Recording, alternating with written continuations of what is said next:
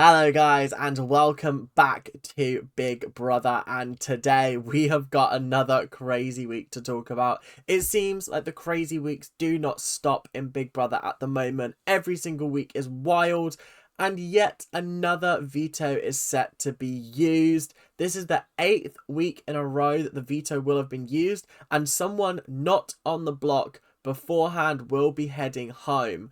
That is kind of crazy, I won't lie. I mean, things could all change before tomorrow's eviction, but currently it's not looking good for one of the housemates, I will say that. But before we get into that, make sure to like, make sure to comment, make sure to subscribe, and do all of that YouTube stuff that you guys do so well. But before we get into the episode, I also just need to say, Angela, she deserves her props, and we're going to explore that in this episode because she is fantastic. And you know what? Gotta give props to her. She just is like a cockroach. She keeps on surviving no matter the odds. It's actually kind of crazy. I'm just astounded, but we'll talk more about that later. So without much further ado, let's get to discussing, shall we? So, we've got to talk about the fallout of Joseph's eviction. There are 4 distinct pairs of people in the game that were kind of blindsided by this.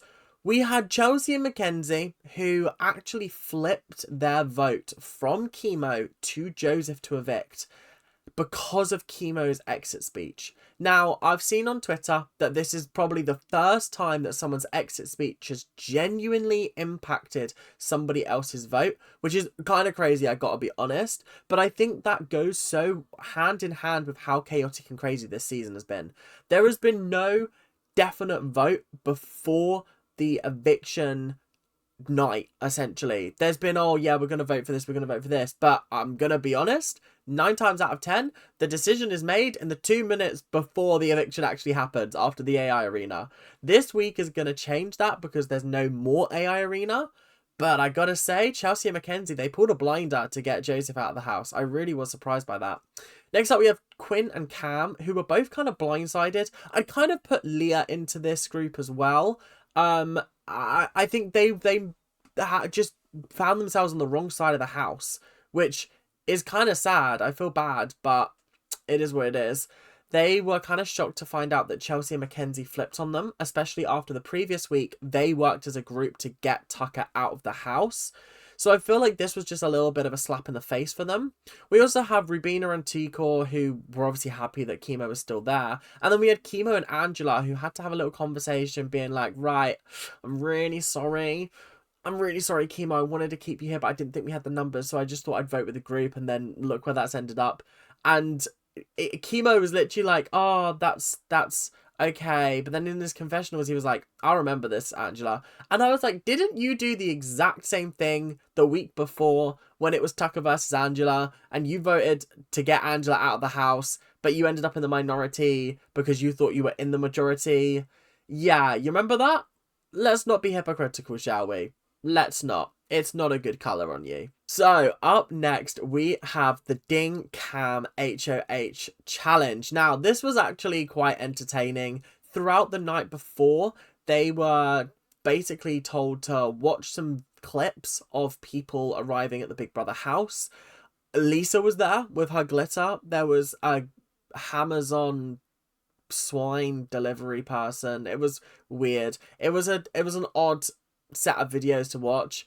And honestly, it's tough because I would be sitting there going, I'm so confused what's going on. What am I going to have to remember? But what they had to remember was what event happened before another event. And honestly, I don't know whether I would have been able to do this very well. I did play along, and for the majority of it, I did get it correct. So actually, I feel like I would have done fine.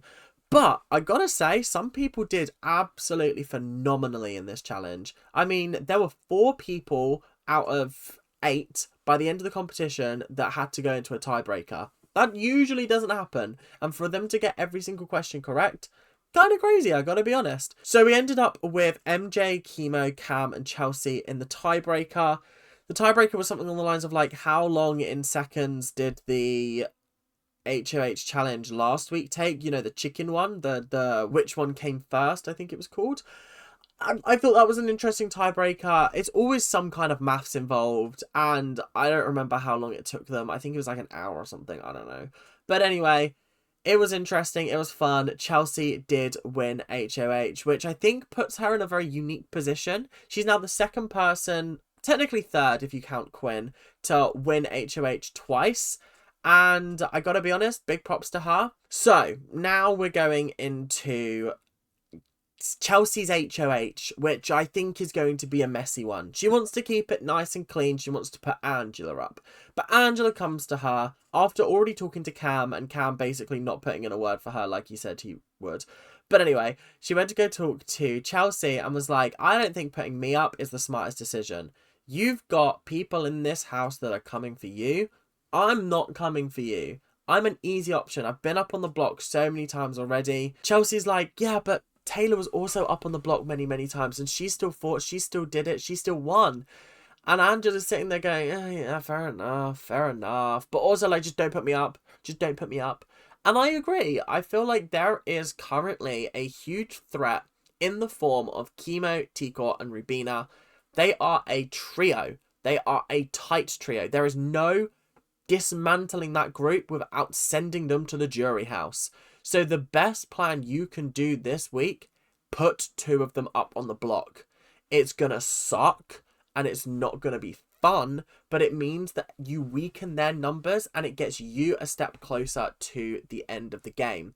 Yes, it does mean that next week you're vulnerable, especially with the HOH, but things change. You've already proven yourself a very, very worthy competitor. So you never know. You might win that veto if you get put up on the block. And even then, you can always be like, I'm doing this to backdoor someone. Oh, sorry, the veto didn't get used. Oh, that's a shame. Whoopsie daisy. You can play it that way. There are many, many ways to play it. So obviously, we head into nominations, and I'm sitting there going, oh, it's just going to be a repeat of last week, isn't it? It's going to be Chemo and Angela. And I'm going to sit there and I'm going to be like, meh, this is boring. This is bad. This is blah. So yeah, it was Chemo and Angela, and I was just thinking there were so many different avenues that you could have taken with this, but you decided to go for the easy option, and I feel like that's gonna blow up in your face because Angela, if we know one thing about Angela, she does not stay on the block, and if she does, she does not go home. And it's very interesting that I personally think Angela has a very, very good shot at winning this game if she just keeps playing to people's games and making it out like she's gonna be a good jury vote for them, etc, etc. She could make it far to the end. She could make it to top 3. I don't think she's making it to top 2, bless her, but I think she could easily make it to top 3 if she just plays her cards right. And I gotta say, this week proves that she can definitely play her cards right, but more on that later. So, Angela and Mackenzie have been growing a little closer, okay? I found it very interesting that last week we had Angela and Leah growing closer. Now it's Angela and Mackenzie. She's doing her best to get people on side slowly but surely, one by one. Especially the people who week 1 claimed that they were going to come for Angela and get rid of her out of the house. That's kind of funny to me. That she's still here and now they're working together, kind of. Angela is an interesting character because later Mackenzie is talking to Quinn, being like, listen, I'm thinking, do we keep Angela? Because the idea was get her out before jury, okay? But now she's in jury. There's no reason to get rid of her this week. But there is a reason to get rid of somebody in that block of 3, that voting block of 3 people who will always vote together no matter what, which is dangerous. Angela is but 1 vote. That entity is 3 votes, which is kind of crazy, I won't lie. So keeping Angela around, she's going to the jury house anyway. It doesn't matter, but keeping her in the house provides you with an extra vote. And I'm so glad that Mackenzie and Quinn spotted that, because putting her up on the block like Chelsea did doesn't benefit Chelsea's game at all. It might give her like a clean break for the week so that she doesn't have to ruffle any feathers, but it's not helping her in the long run because she's lost someone that she could potentially get on her side to vote for her to stay in the competition if she's up against somebody else. Who knows?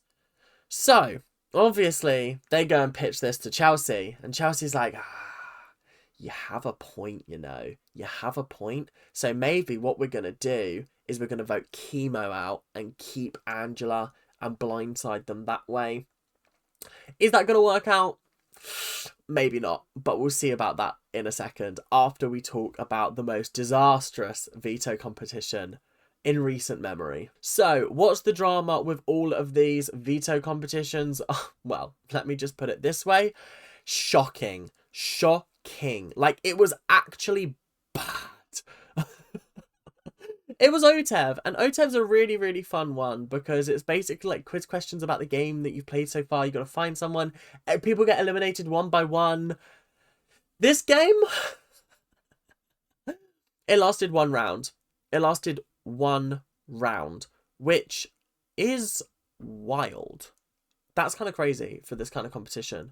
Mackenzie was the only person that got it correct in the first round, which is wild. The question was which evicted housemate sat out of the first HOH competition. The answer was Cedric, but everyone thought it was Tucker. Even though he was eligible to compete, he just lost in the first round because he wasn't picked to be part of a trio. So actually, kind of funny. Is kind of funny in it. Like, it just is.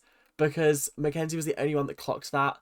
T-Core in the stands clocked it. I forgot to tell you that Quinn, Mackenzie and Rubina were playing this alongside the two nominees and the HOH.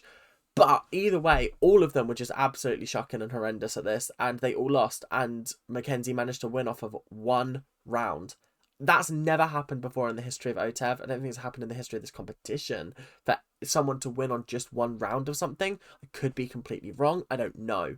But either way, wild and crazy. Wild and crazy. So, the last thing we're going to talk about today is Angela's missed. Angela has insane, capable abilities to persuade people to do things that I don't think they genuinely know the ramifications of doing. Do you know what I mean?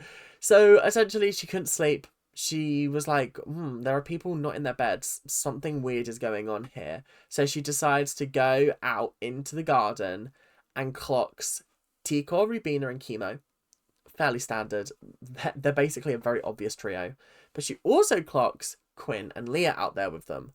And immediately she's like, there are five. There are five alliance. Oh my god, they're going to vote me out. Okay, crazy. I need to go tell Chelsea this immediately.